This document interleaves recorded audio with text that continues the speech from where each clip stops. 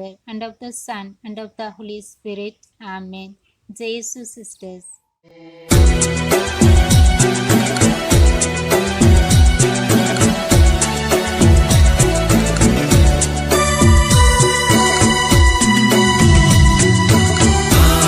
पवित्र आत्मा मेरे दिल में आ, पवित्र आत्मा मेरे दिल में आ, मेरे जीवन को तू ही चला, मेरे जीवन को तू ही चला। पवित्र आत्मा मेरे दिल में आ, पवित्र आत्मा मेरे दिल में आ।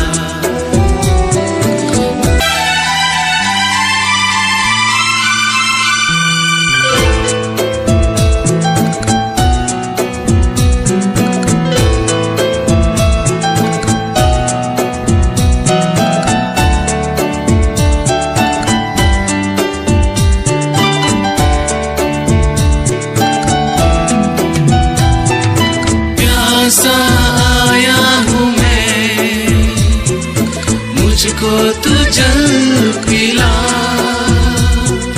प्यासा आया हूँ मैं, मुझको तू जल पिला। जीवन का सोता है तू ही मसीहा, जाऊँ तो जाऊँ कहाँ, जाऊँ तो जाऊँ कहाँ। पवित्र आत्मा मेरे दिल में आ, पवित्र आत्मा मेरे दिल में आ, मेरे जीवन को तू ही चला, मेरे जीवन को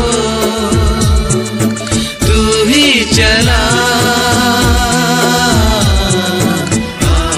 पवित्र आत्मा मेरे दिल में आ,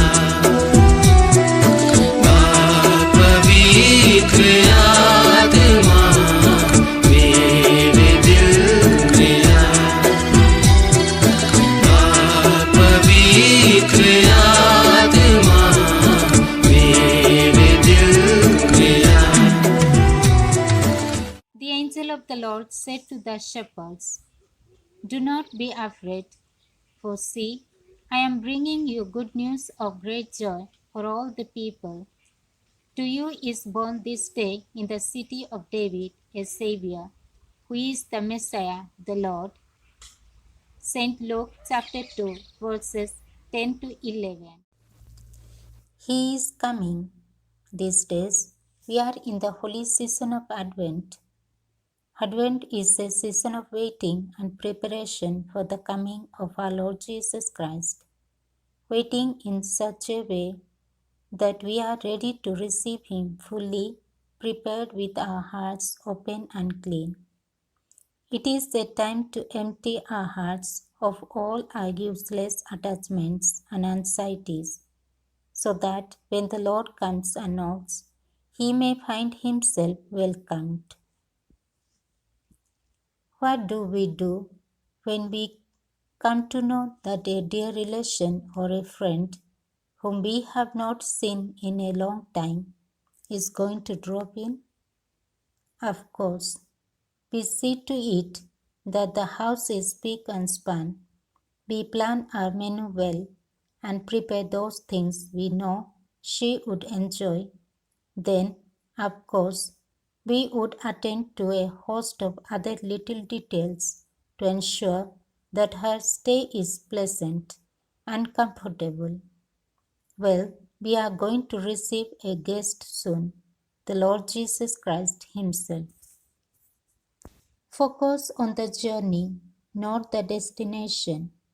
Joy is found not in finishing an activity, but in doing it.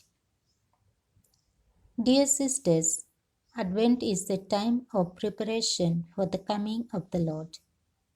Advent is a time for looking both backward and forward. In this season, we recall two central elements of our faith: the final coming of the Lord in glory and the incarnation of the Lord in the birth of Jesus. The key themes of the Advent season are watchfulness, waiting, preparation, and justice. Sorrow prepares you for joy. It violently sweeps everything out of your house, so the new joy can find space to enter. It shakes the yellow leaves from the bough of your heart, so that fresh green leaves can grow in their place. It pulls up the rotten roots so that new roots hidden beneath have room to grow. Whatever sorrow shakes from your heart, far better things will take their place. I remember a story on how one can find joy in one's life. Two men were jailed in the same cell. They were in the same conditions, but one of them was unhappy and the other one was happy. "Why are you so sad?" the happy man asked the unhappy man. "What should I joy for? I am unlucky. Recently, I was free and had a rest at the resort, and there, as you know, is more interesting than here." Unhappy man answered and asked a happy man, "And why are you so satisfied?"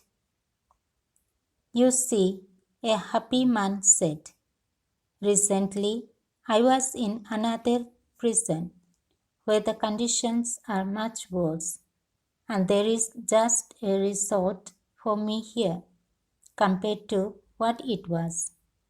Many people want to get here, but I am the lucky one." Everything is relative and has to be learned in comparison.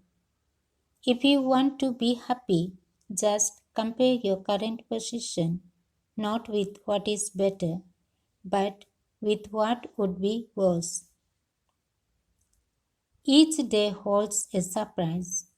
Only if we expect it can we see, hear, or feel it when it comes to us. Let us not be afraid to receive each day's surprise, whether it comes to us as sorrow or as the joy. It will open a new place in our hearts. The sad story of that first Christmas lay in the fact that there was no room in that crowded inn. Imagine the state of Joseph. He searched in vain for a place where he to whom heaven and earth belonged might be born. There was room, in fact, in the inn for all those who had a coin, but there was no room for him who came to be the inn of every homeless heart in the world. In the filthiest of places, purity was born. In the darkest of places was shining the light of the world, and in the poorest of places was born the King of Kings. This could happen to us also, for our hearts could be crowded with sweets, cakes, decorations, parties, dances, and all the rest, with the result that we put a sign, "No vacancy," in our hearts.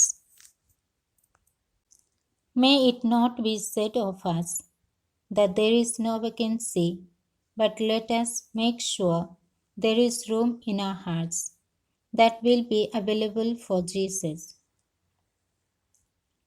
What does it profit Christ to be born in Bethlehem 1,000 times unless he is born in our hearts? Let us no lament like the innkeeper who in the poem of Carle Grant said, "Oh, why did I turn them away, the two that came to me that day? The man Joseph and his wife, who was soon to bring to birth new life? If what I know now I had known then, I surely would have taken them in and given them the inn's best fare and made them comfortable there. If I had only known a strange light would shine and that angel so bright would appear, that little one born in the stable was God's son. Oh, how different would it have been if what I know now I had known then? We too can miss the Christmas light, as did the innkeeper in the inn, unless we open wide our hearts and joyfully make room for him. Let our prayer be, Dear God, make of my heart a manger that it may cradle your very precious Christ child. As Thomas S. Monson says, Christmas is the spirit of giving without a thought of getting. It is happiness because we see the joy in people. It is forgetting self and finding time for others. It is discarding the meaningless and stressing the true values.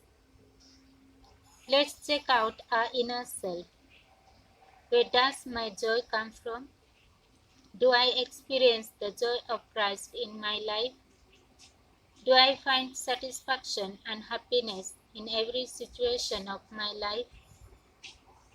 Have meaningful Advent and fruitful Christmas.